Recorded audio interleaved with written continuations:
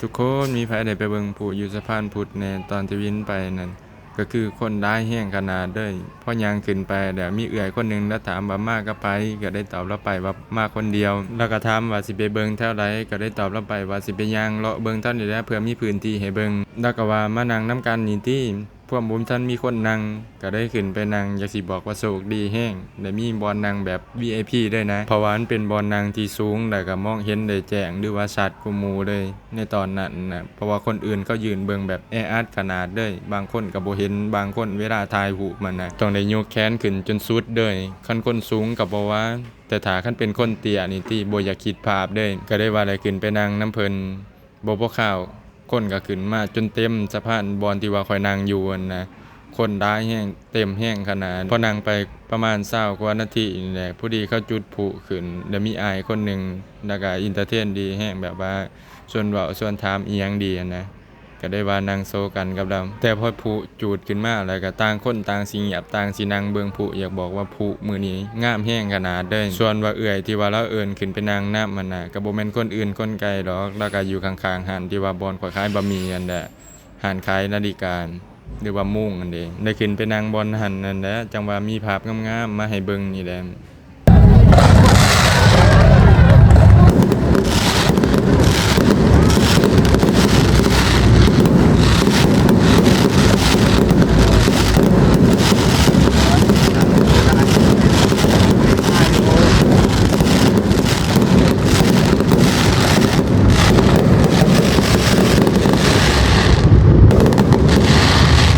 เดี๋ยวค่อยดูตอนจบ